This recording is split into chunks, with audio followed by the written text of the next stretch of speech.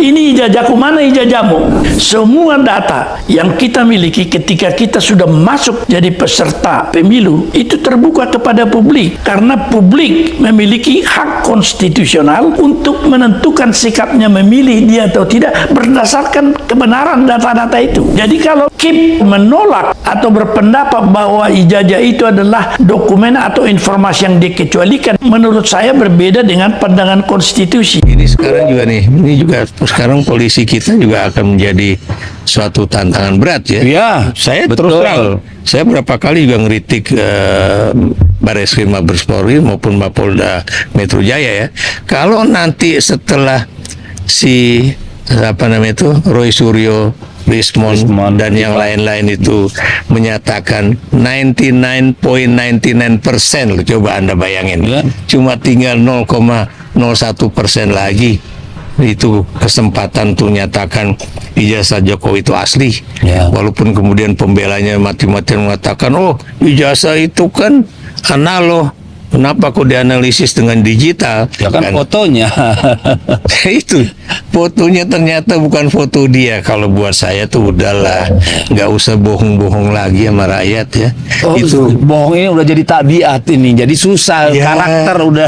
sekarang coba kalau Anda bayangkan ya, karena Anda dari Pematang Siantar kan, kalau dari daerah Anda aja ada 2 gadis kecil perempuan berani membuat lagu tentang itu, dan katanya dia diinterogasi, ya. bahkan katanya diperintahkan juga oleh Kapolri, dia berani menunjukkan. Betul. Nggak usah mengteror guru kami, bapak guru kami, Ya, kami ibu guru punya kami. inisiatif. Ini loh ijazah kami, di mana kami tinggal, silakan datangi kami. Itu menunjukkan suatu, buat saya ya, itu kalau nanti PDIP bisa mengkader anak 2 itu, waduh, itu bisa menjadi kader yang sangat brilian Ya, militan. Nah, bukan militannya, tapi maksudnya keberanian ya, untuk bicara betul, mengenai yang kebenaran itu. Sekarang Profesor Dery Indrayana. Bismillahirrahmanirrahim. Selamat malam semuanya. Terima kasih Bang Karni Ilyas. Tidak hanya melihat peradilan sebagai proses solutif, tapi out of court settlement juga bisa. Persoalannya sebagaimana dikatakan Bung Roy Suryo tadi, mediasi perdamaian semacam apa? Saya pikir tadi ada kesepakatan, ada benang merah. Kalaupun damai, esensi masalahnya harus dituntaskan. Apakah ijazah Saudara Jokowi itu asli atau palsu? Jadi bukan kemudian RG damai, tapi persoalan utamanya yang kalau menurut Saudara Khosinuddin terkait dengan values kejujuran tadi tidak jelas. Karena itu, kalau kita ingin melakukan mediasi atau apapun, maka memang harus ada mekanisme untuk membuktikan keaslian ijazah Jokowi. Nah, problemnya sejauh ini Presiden Jokowi tidak pernah menunjukkan ijazah aslinya kepada publik.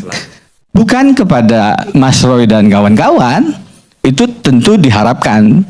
Dan kalaupun diproses nanti ada gelar perkara khusus yang kami mintakan, tentu kami berharap itu ditunjukkan untuk menunjukkan fairness proses kepada tersangka yang dituduhkan kepada Mas Roy Suryo CS.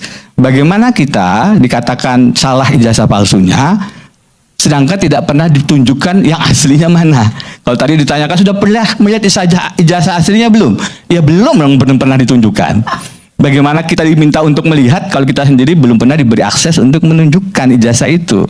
Nah, kalau ada yang bicara pembelahan, maka sayangnya yang bisa meredam pembelahan itu salah satunya adalah Pak Jokowi sendiri dengan segera menunjukkan keaslian ijazahnya tanpa kemudian berlindung di balik prosedur berbagai macam instrumen hukum, gugatan perdata sampai 7, ada yang sudah dipidana 2 orang, ada mekanisme sekarang di Komisi Informasi Pusat. Semua itu kan tidak perlu panjang lebar. Kalau jejak rekam digitalnya sejak tahun 2014, artinya sudah hampir 11 tahun, mungkin lebih. Mas Roy bilang 2013 malah, 12 tahun kita dikatakan terbelah karena Pak Jokowi tidak mengambil contoh yang paling aktual sekarang dilakukan oleh Hakim Konstitusi yang salah satu syaratnya adalah negarawan, Pak Arsul Sani, dengan menunjukkan ijazah aslinya. Itu inti poinnya kalau ingin tidak ada keterbelahan. Jadi saya ingin katakan pendekatan hukum pidana saja itu tentu salah satu solusi, tapi bukan satu-satunya solusi. Bisa dipercepat tanpa kita harus melalui proses ini penyidikan, nanti penuntutan, tingkat pengadilan negeri, tingkat pengadilan tinggi, Mahkamah Agung, kasasi PK dan seterusnya, itu bisa bertahun-tahun dan tidak akan tuntas kalau kita kemudian masuk ke dalam kompetisi 2029 lagi, ada lagi persoalan-persoalan politik yang melengkapi ini, tidak akan kemudian selesai. Padahal ada jalur yang lagi-lagi saya ingin ulang, Pak Jokowi, tunjukkan sajalah ijazah aslinya tanpa harus melalui proses pengadilan, karena memang out of court settlement itu dimungkinkan. Itulah yang harus menjadi kisi-kisi terms and condition kalau kita mau bicara mediasi negosiasi. Ya, halo teman-teman semuanya. Selamat datang kembali di channel saya, di channel Jalur Emas. Di hari ini kita akan membahas sebuah video yang benar-benar mengguncang seluruh perhatian kita semua. Sebuah video yang mengangkat babak paling krusial dari polemik panjang yang sudah berbulan-bulan, bahkan bertahun-tahun membelah masyarakat Indonesia, yaitu soal keaslian dokumen akademik mantan Presiden Joko Widodo di Universitas Gadjah Mada, Yogyakarta. Ya, dari judul video ini sudah sangat jelas dan penuh makna. Jokowi kena mental, dengar ini gak bisa ngelak lagi. Profesor ini buat termul kencing celana. Jadi teman-teman, apa maksud dari semuanya judul ini? Apa yang sebenarnya dikemukakan oleh sosok profesor yang dimaksud? Dan mengapa hal ini dikatakan membuat pihak yang selama ini membelah dokumen tersebut menjadi sangat terpojok hingga tak bisa lagi mengelak?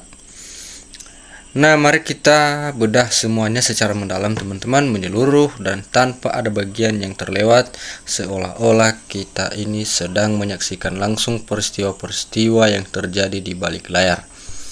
Di dalam ruang sidang, di dalam ruang rapat universitas, hingga di hadapan publik yang menanti kebenaran dengan penuh harap. Mari kita awali dari latar belakang yang membuat situasi hari ini menjadi begitu menentukan. Seperti yang kita semua ketahui, polemik ini bermula dari keraguan yang disampaikan oleh sejumlah pihak terkait kesesuaian data, format, dan isi dokumen pendidikan Joko Widodo, mulai dari ijazah, transkrip nilai, naskah skripsi, hingga catatan administrasi yang arsip universitas. Pihak UGM dan tim pembela Joko Widodo sudah berkali-kali menyatakan bahwa semua dokumen itu asli dan bahwa beliau benar-benar terdaftar kuliah dan lulus pada tanggal 5 November tahun 1985 dari Fakultas Kehutanan UGM, dan bahwa hasil pemeriksaan kepolisian juga menyatakan tidak ada unsur pemalsuan. Namun di sisi lain teman-teman, keraguan itu tidak pernah hilang, justru semakin bertambah seiring dengan munculnya fakta-fakta baru. Pernyataan-pernyataan dari pihak yang mengetahui seluk-beluk sistem administrasi universitas, serta putusan-putusan hukum yang justru memerintahkan dokumen tersebut dibuka untuk umum, namun belum juga dilaksanakan secara utuh dan transparan. Nah, istilah termul yang disebut di dalam judul video ini merujuk pada pihak yang selama ini memegang kendali atas narasi, yang berusaha menutup pembicaraan, yang menekan siapa saja yang berani bertanya, dan yang merasa memiliki kekuatan untuk mengatur apa yang boleh dan tidak boleh diketahui publik. Namun kini teman-teman, hadirnya sosok seorang profesor yang berani tampil dan menyampaikan fakta-fakta yang selama ini tersembunyi seolah-olah meruntuhkan seluruh benteng pertahanan yang mereka bangun. Dan profesor ini bukan orang sembarangan teman-teman. Beliau adalah seorang yang mengerti betul bagaimana sistem pencatatan, penyimpanan arsip, prosedur penerbitan dokumen, hingga tata cara penulisan dan administrasi akademik yang berlaku di UGM pada tahun 1980-an.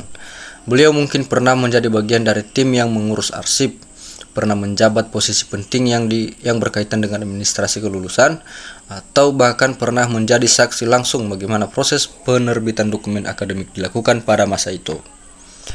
Apa yang sebenarnya dikemukakan oleh profesor ini hingga dikatakan membuat Jokowi kena mental dan termul tak bisa berkutik lagi. Jadi beliau menyampaikan secara rinci satu persatu poin ketidaksesuaian yang tidak bisa lagi disangkal dengan alasan-alasan yang selama ini sering digunakan. Dimulai dari format penulisan, jenis huruf yang digunakan yang menurut beliau belum lazim atau bahkan belum ada pada masa itu, nomor urut dokumen yang tidak cocok dengan urutan penerbitan yang berlaku saat itu, tanda tangan pejabat yang seharusnya bertanda tangan namun ternyata tidak sesuai dengan catatan pejabat yang menjabat pada tanggal tersebut, hingga hal yang paling mendasar, ketidakcocokan data dalam buku induk mahasiswa maupun arsip pusat universitas dengan dokumen yang ditunjukkan kepada publik.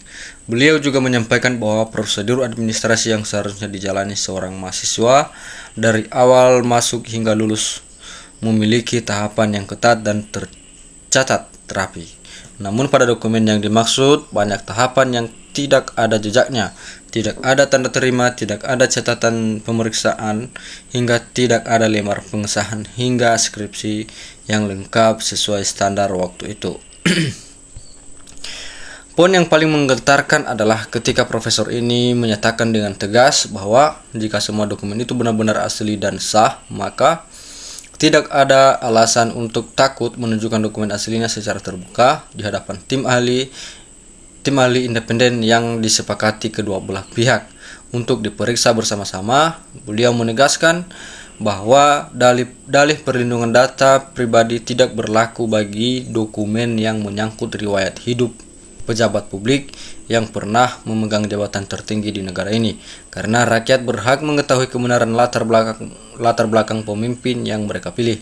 Beliau juga menyoroti bahwa keputusan Komisi Informasi Publik dan Pengadilan Tata Usaha Negara yang memerintahkan pembukaan dokumen tersebut belum juga dilaksanakan dengan benar. Justru masih ada upaya untuk menunda-nunda atau mengajukan banding berulang kali. mengajukan banding berulang kali yang semakin memperkuat dugaan bahwa ada sesuatu yang ditutupi untuk sesuatu yang jika terungkap akan meruntuhkan seluruh narasi yang selama ini dibangun. Nah, jadi teman-teman, demikian saja penjelasan tentang video yang baru saja kita saksikan dan sampai jumpa di video berikutnya. Terima kasih.